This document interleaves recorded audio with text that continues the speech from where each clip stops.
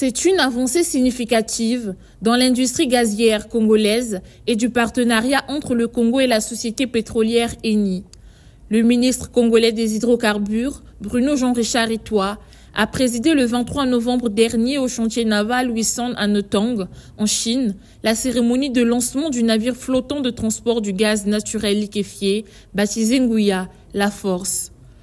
Ce projet intègre en réalité le développement des activités d'exploration du bloc Marine 13 par la société Eni, une avancée technologique majeure avec une capacité estimée de liquéfaction de 2,4 millions de tonnes par an, avec des perspectives qui annoncent une production oscillant 3 millions de tonnes. Le lancement de ce projet renforce de ce fait la position de la République du Congo sur le marché énergétique mondial. Bruno Jean-Richard Itoi a mis l'accent sur l'importance stratégique que revêt ce projet pour la République du Congo, en réponse à la demande mondiale croissante en énergie et en soutien à l'économie nationale. Les travaux du FLNG Nguya sont complétés à... Cela montre que le gouvernement du Congo et l'industrie de l'énergie peuvent effectivement soutenir chaque secteur en développement basé sur un partenariat solide avec ces deux excellentes entreprises. Ce projet va bien au-delà des aspects techniques. Il symbolise notre vision d'un avenir énergétique durable, axé sur la diversification économique et l'optimisation des ressources naturelles.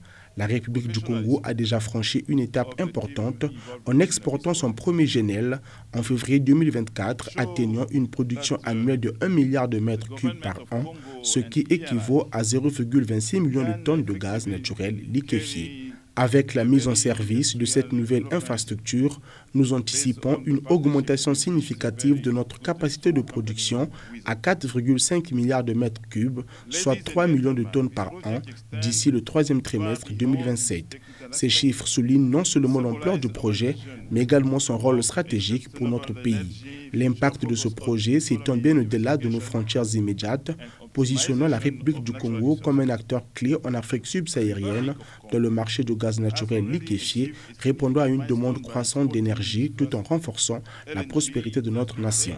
À l'échelle nationale, ce projet répondra également aux besoins énergétiques domestiques. Nous utiliserons une partie de la production pour alimenter nos industries et foyers, influençant positivement le développement économique, l'innovation et la création d'emplois. Cela représente une étape cruciale dans nos efforts pour améliorer la qualité de vie de tous les Congolais et construire une économie plus résiliente et inclusive. La mise à l'eau de ce navire flottant de transport du gaz naturel liquéfié de la société Eni accentue la vision du Congo de diversifier son économie en explorant le potentiel gazier. Aussi, faisons du pays un acteur important sur le marché gazier mondial. Cette cérémonie a connu la participation des hauts responsables de la société Eni, de la Société nationale des pétroles du Congo et de ceux du groupe Wisan, constructeur du navire.